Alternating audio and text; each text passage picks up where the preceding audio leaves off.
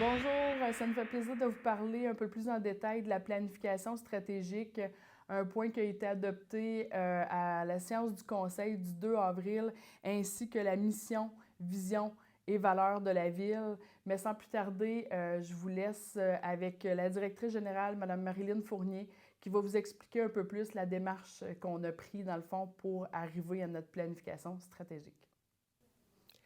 Quand j'ai commencé mon mandat comme directrice générale à la Ville de Sainte-Terre le 1er février 2023, une des premières choses que le conseil municipal et la mairesse m'ont demandé, c'était d'organiser une rencontre de lac à l'épaule.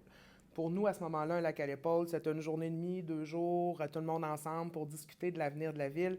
Mais notre projet s'est finalement transformé en une véritable démarche de planification stratégique où on a rencontré plus d'une dizaine de partenaires externes et services de la ville pour dresser le portrait de la ville de Sainte-Terre, pour ensuite réfléchir à qu'est-ce qu'on voulait pour l'avenir de notre ville.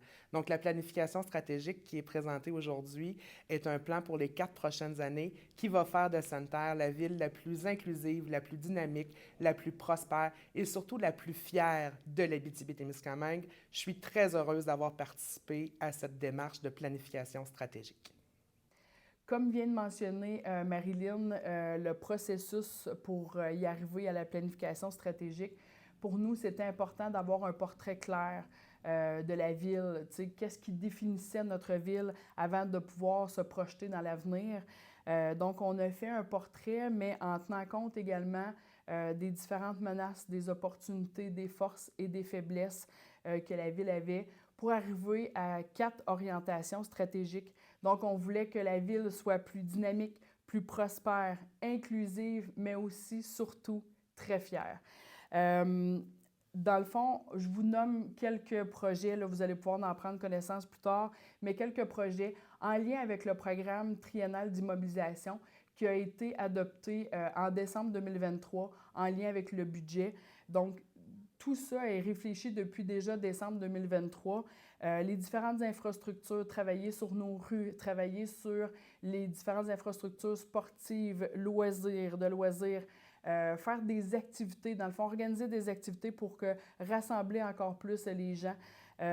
Rapprocher les citoyens dans les différentes décisions que la ville peut prendre, les inviter avec le journal, les inviter au conseil municipal. C'est des choses qu'on va travailler au fur et à mesure et qu'on souhaite réussir à vous rapprocher du conseil de ville.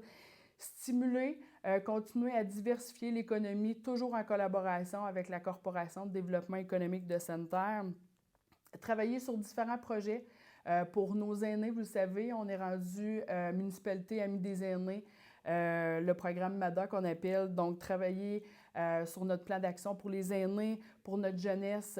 Continuer la collaboration avec le Centre d'entraide et d'amitié autochtone de Sainte-Terre. Ça nous fait toujours plaisir de travailler sur différents projets avec eux. La campagne d'attractivité, on en a parlé, on a fait le lancement en 2022, mais continuer à déployer la campagne d'attractivité pour faire rayonner Sainte-Terre à l'extérieur de la région le plus possible pour attirer de la main-d'œuvre, continuer à embellir notre ville. Et ce n'est que quelques points dans le fond de la planification stratégique. On vous invite à consulter le document qui va être en ligne, mais j'en profite également pour remercier sincèrement tous ceux qui ont travaillé de près ou de loin à la planification stratégique, les différents départements de la ville, les différents partenaires à l'extérieur de la ville qui nous ont aidés à dresser un portrait le plus clair possible de c'est qui la ville de Sainte-Terre et nous aider à se projeter là, dans l'avenir. Et pour conclure, dans le fond, cette belle planification stratégique, je vais laisser le mot de la fin à la directrice générale. En terminant, vous savez certainement que je vais quitter mon poste de directrice générale de la Ville de Sainte-Terre dans quelques jours.